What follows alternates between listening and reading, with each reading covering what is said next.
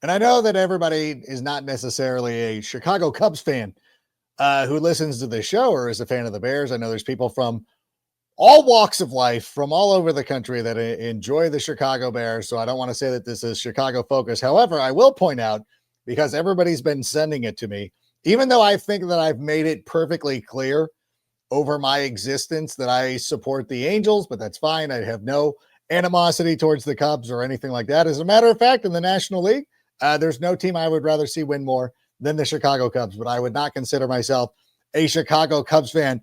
Although I will say that their alternate uniforms are amazing.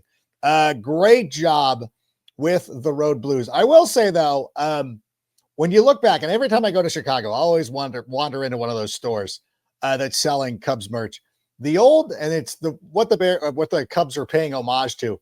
The old Cubs road jerseys with the blue with the white pinstripe might be one of the coolest jerseys ever. And when I'm back there in Chicago this spring to go out there, because we'll be having a draft party someplace. Yeah, if anybody at Circus listening, we want to have a draft party somewhere.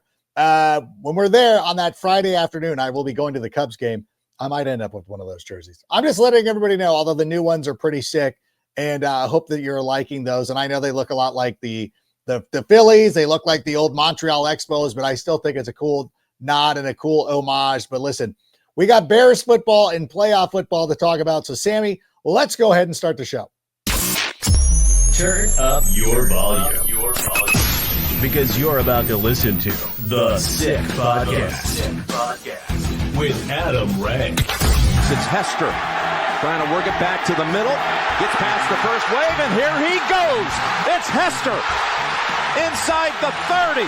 Hester's going to take it all the way for a touchdown.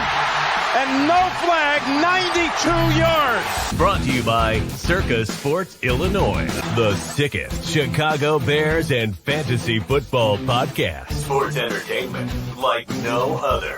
It's gonna be sick. Welcome, everybody, to the weekend edition of the Sick Podcast with Adam Rank. So happy that you are here with us today. We're going to be doing some game picks, getting into the Bears coaching search a little bit more. As a matter of fact, why don't we start off there? Because I got to say something. What I've seen online over the last couple of days is that everybody has pretty much resigned themselves to the fact, like, we're getting Mike McCarthy. They're just why is everybody just assuming this is a done deal? I will admit, when I was on CHGO earlier this week, I had said that I fully expect Mike McCarthy to be considered one of the finalists. He's sort of like the safety school in this one, kind of like, I don't know what else to do. Mike McCarthy, to me, as a coaching candidate, is a lot like watching Friends on Nick at Night. Whereas, I don't ever go into any evening saying, you know what, I need to watch Friends tonight. However, if you scroll through some of the listings, you're like, I don't want to go through all the list of stuff on Netflix. I don't have time to get into a documentary. I can't really concentrate on Andor right now as I'm trying to get back to that, because that series is going to be picking up. The challenge is an hour and a half, which is a long time. I don't know if I'm going to stay awake that long. I'll knock out an episode of Friends. Hopefully it's one of the early seasons. Hopefully it's one of the episodes with Kathy. Oh, the love triangle between Kathy, Joey, and Chandler. That was amazing. But this is what Mike McCarthy feels like. I guess we have to have a head coach. And it's not my first choice, and it's not the worst choice. It's fine. And that's what Mike McCarthy feels like. And I was talking about this with our producers before the show. If we were going to go with one of the olds, one of the retreads, one of those guys, obviously Mike Vrabel was my first pick.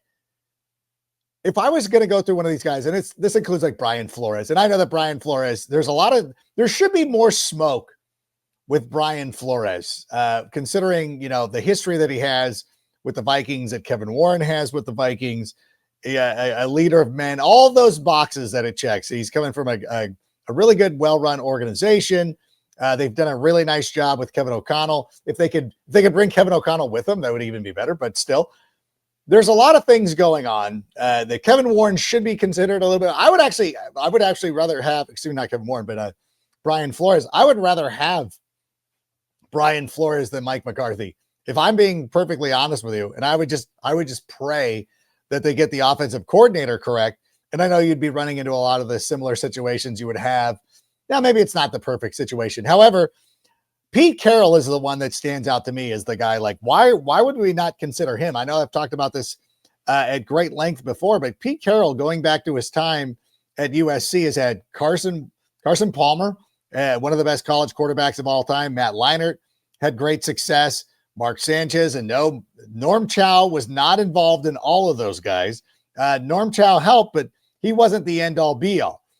Even John David Boot, who was the blood? Matt Barkley was a great college quarterback before he went back to school 1 year too many and kind of ruined himself.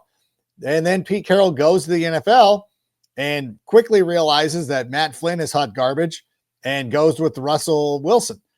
So he's done a really nice job of developing quarterbacks. He's helped rebirth Geno Smith. And of course, people will point out, well, Shane Waldron. Shane Waldron was there for a year. He really had Dave Canales. That was his guy. So I don't think he gets enough credit for how many quarterbacks he helped develop over the course of his career. Like, Pete Carroll has done a nice job. And if you're going to sit there and like this, if we're looking at one retread, it has got to be Pete Carroll to me. If you're looking at that thing, I think that Mike McCarthy is probably the leader in the clubhouse. If you're asking me to predict who it would be, I think that Mike McCarthy is their friends. He is their guy. That it's late at night and it's too late to start a movie on HBO. Let's just go with an episode of Friends. That's what Mike McCarthy is. I think he's going to be in the mix for the Bears. I hope he doesn't get it. I still believe it's going to be Ben Johnson. I really do. I have no reason not to believe that, even though that we've seen a lot of people speculate that it's done, that he's going to the Raiders. But Adam Schefter mentioned this. I believe this is on the Pat McAfee show, but this is coming from Adam Schefter. And he goes, I know everybody has Ben Johnson anointed to the Raiders, but I'm not in that camp right now. Why is everybody ignoring Chicago when it comes to Ben Johnson? Which is an excellent point. I don't know how we went from a situation where we thought Ben Johnson was going to Chicago, and then it was Jacksonville. And not that Jacksonville's out of the mix, but Jacksonville, no, we're not doing, okay, fine. And now it's the Raiders. And there are people who are speculating. I think it was somebody attributed something to Tom Pelissero, and we're efforting him right now to try to see if we can find this. And as a matter of fact, by the time you see this, I will have tweeted out one way or the other whether I was able to talk to Tom Pelissero, because I'm recording this before I do the insiders on Friday. So if I do, I'll see Tom during the break and be like, hey, do you think it's still like, the feeling is that Ben Johnson is doing a favor to Tom Brady. Like, all right, I'll listen to your pitch. And I don't know, maybe Tom Brady's a great salesman and can sell him on the 6th overall pick and the Raiders and playing in a stadium where your fans are never in the majority and all that stuff. That's one of the things too. And I didn't bring this up on CHGO, but I meant to. I kept getting cut off. But that's another thing too. Like, whenever like you see Bears game, even like Bears games this season. And I know that, the Bears obviously want a bigger stadium, which I honestly, I will tell you, I do not like the idea of having more seats than what we have right now, because we do have a pretty strong fan base. I know that, the Lions were able to take over a little bit. A big part of that was because Derek Stevens, the owner of Circa, was out there with all of his Detroit friends. Not Dave Rossborough, who was with us a couple of weeks ago, but still like took over. But for the most part, the Bears fans run the stadium. We don't really run into too many times where it's like an overwhelmingly, like when you watch a game where the Steelers are playing on the road, and it's not just the Steelers, it's the Broncos, it's every team the Raiders play except for the Chargers, but like the other teams take over that stadium. So I don't know if that's necessarily something that you want to be a part of, but for me, I still believe it's going to be the Chicago Bears. I still believe it's because Caleb Williams. And last year, remember this, last year, Ben Johnson had an opportunity to go coach Jaden Daniels and the Washington Commanders And he was like, "No, I'm good." He scouted Jaden Daniels and was like, "Yeah, I'm all right. I'm going to stay in Detroit because I want to see if this Bears job becomes open." And I think that anybody who is within NFL circles now, fans like myself or whatever, were deluded into thinking like, no, Eberflus got a haircut. He's way better. And that's my fault. I bought in, again, looking at the situation last year, like, hey, 3 games we should have won, that I thought that a team would get better at. Like I was playing golf on Friday morning and I have not been putting well. So then I went out and worked on my putting, and I had a bunch of 1 putts. I played 9 and I was 2 over. I worked on my putting. And so I'm sitting here and I wish that Matt Eberflus would have done the same thing, where like, hey, what were we not good on last year? Closing out games. And they would have worked on it. They didn't. He lost his job because of it. So I think that anybody within an NFL circle was probably watching the Bears situation. And if you want to be a head coach and they're taking Caleb Williams and you're like, you know what? I'm going to wait for that job. I'm going to wait and see. There's no reason to rush out there and get to be that guy that takes the number 2, that takes the commander's job. Because as much as everybody loves Jaden Daniels right now, there was really nobody outside of a handful of people who are like, yeah, they should take Jaden Daniels. Nobody was saying that. Nobody serious was saying that. Maybe Herm Edwards, whomever, who was his coach at Arizona State. Like, no. Nobody was. Caleb was the guy. And I think that Caleb is still the guy. And when people ask me, why do you think the Bears are going to get Ben Johnson? I truly believe that Caleb Williams is the X factor, coaching Caleb Williams. And I think 5 years from now, we're going to look back at these conversations and be like, hey, remember when people thought that Jaden Daniels was better than Caleb Williams? Similarly to the way like everybody thought, like, hey, did the Colts make a mistake, taking Andrew Luck and not RG3? That conversation lasted 4 months until their second year started. Like that was not a thing. So I truly believe that it's going to end up being Ben Johnson in Chicago, and for good reason. I mean, it is a great opportunity to work with one of the bright young quarterbacks in the league. We know the reason why the Bears job feels or looks so appealing. I don't think that the division is a detriment. When you think about this, Detroit is likely going to be without Ben Johnson, is going to be likely without Aaron Glenn. The Packers are the Packers. The Vikings are going to turn to J.J. McCarthy, which, again, no disrespect to J.J. McCarthy, but he is a rookie quarterback similar to somebody like Drake May or whomever. Maybe the Vikings, I feel like they used up their miracle run this year, although they've done it for a long time. So maybe Kevin O'Connell is just a great coach. That's very plausible. I still think that the division works out well for them. Ben Johnson, by the way, is like 15-3 against the division. Is that right? Is the math right? 9? Yeah. So you'd have to, it has to be divisible by 3. So yeah. 15-3. Yeah. 5, 6, 9. Yeah. Okay. I'm trying to do the math in my head. So I think Ben Johnson is 15-3 against the division. And one of those losses is to the Bears. And I can't remember where the other ones are, but still, like, he does not look at the NFC North as a detriment. Like, I can't beat this. I can't win in this division. Like, you're 15-3 in the division. He is going to be just fine. And I still, until proven otherwise, I still believe that it's going to be Ben Johnson. And I'll be the first one that goes out there and buys some Ben Johnson trading cards when they become available. And speaking of which, at Windy City Sports Cards, they specialize in buying and selling all things related to Chicago sports.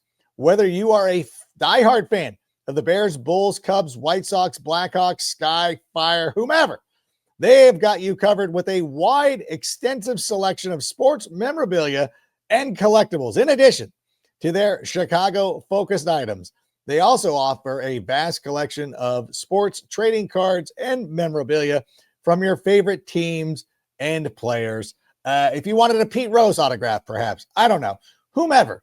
By the way, we lost the great Bob Uecker over the course of the week. Here, Bob Uecker, this one really, that one really stung. Like, you think of celebrities who pass away, and you don't want to, we don't literally know these people. Bob Uecker was one of those guys that you felt like you knew. He felt like he was a member of your family, whether you remember him as a baseball player, a beer pitchman, the play-by-play guy in Major League, Mr. Belvedere. He was involved. He was a frequent guest on the Tonight Show. One of those great guys, just great all-around guys. And it's a huge disappointment. Now, obviously, I don't get an opportunity to listen to a lot of Milwaukee Brewer games, but I always loved when the Angels were on the road, whenever they were playing Milwaukee. And, they would, Mark Gubizog and Patrick O'Neill or Wayne would also talk about like great stories about Bob. It would always come up. It was always a thrill. And it was always comforting knowing that Bob Uecker was always there. And I think that's the thing that we miss the most is like, oh, you always knew he was there. So it's going to be a big loss that he is not going to be a part of the upcoming Major League Baseball season. I will tell you that when I was a child, I was in a reading class and I wasn't doing very well. And so, my mom goes in and my parents go in and they're like, hey, why? You're my mom was like this. She's like, this guy, I'm talking about me. Like he reads all the time. We have a subscription to Sport Magazine. He actually likes comic books because he's a dork.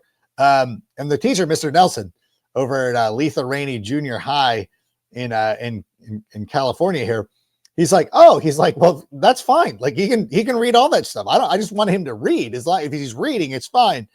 And so one time I went up to him and I go, hey, I'm going to read a book. And he's like, oh, wow. Okay. Yeah. He goes, what are you reading? And I'm like, I'm going to read Catcher in the Rye. And he's like, yeah, okay. Okay. And so you go up and I did a book report and he was like, good job. Like he thought I did this on purpose, but I didn't. It was Catcher in the Rye, WRY, as in Rye Wit or something like that. It was Bob Uecker's autobiography.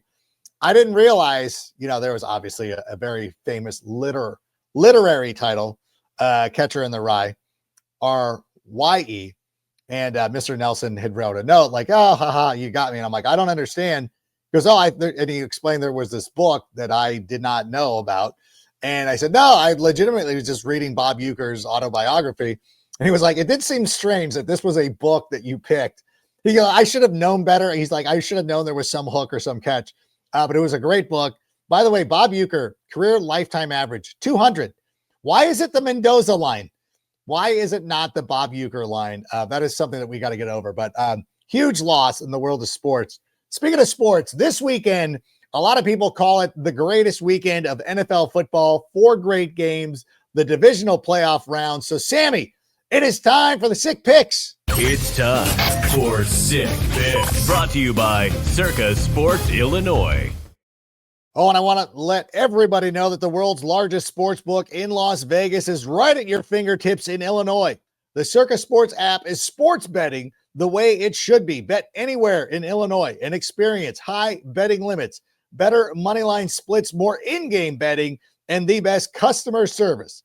Download your new bookie today. Visit circasports.com and start betting like a pro from anywhere in Illinois. And if you or someone you know has a problem with gambling, call 1-800-GAMBLER or text ILGAMB to 833-234. Circa Sports. And of course, our friend Derek Stevens, Beverage Dave. I still call him Beverage Dave. He was on our show, Dave Rossborough. A couple of weeks ago, he was on the show. Great job. This used to be a tradition with my friends that we would go to Las Vegas every year to go watch the divisional round of the playoffs because there is no better weekend of football, and it's so much fun. I remember, and I'm recording this on Friday, and it's hard not to get a little emotional because we used to have I've talked about Brian Crawford at great length here, former Portland State quarterback who was a part of our crew, who we lost a couple of years ago. Always a part of this trip, and it was always like super fun to go out there. If you've never done a friend's trip, and not friends, not Joey and Chandler, those people. I'm talking about your actual friends. If you've never done a trip with your buddies and gone out there, this is the perfect weekend to do it. Whether it's Las Vegas, you could go out to whatchamacallit. You go to Reno, obviously go to Circa. That's the place to be. Also, you know what? It's coinciding with the American Express tournament in Palm Desert, La Quinta, California, excuse me. And that would be fun too. So there's a lot of cool stuff going on, but let's get to the sick picks here. I'll run through these because you might have heard me say these various places, and I'm rehashing here, but I'm going to put them officially on the record here on the sick picks presented by Circus Sports Illinois. First game out of the gate is going to be Kansas City against Houston, because Houston they're always the curtain jerker. Oh, that's how we start playoff weekend. Houston, who are you playing? Even playing the Chiefs, the Texans cannot get a primetime game, even though they are playing the Kansas City Chiefs. Like, nope, you still got to be the first game out of the gate on Saturday. And we did see Danielle Hunter and the guy, Will Anderson, do a better job getting after the quarterback over the weekend. Unfortunately, I don't think it's going to be enough. There is no team that is better coming off a bye than the Kansas City Chiefs.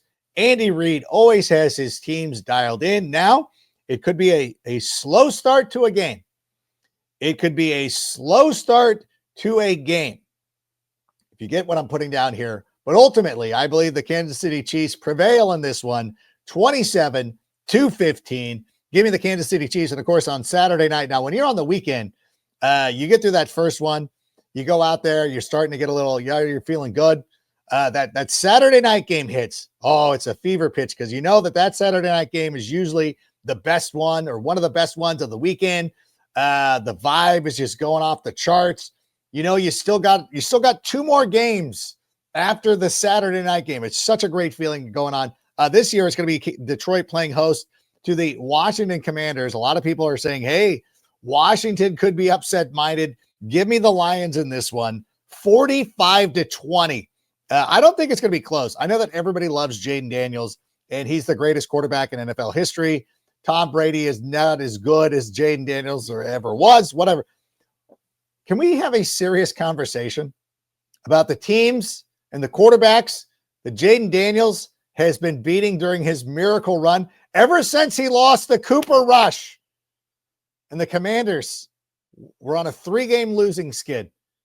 He lost the Cooper Rush, for crying out loud.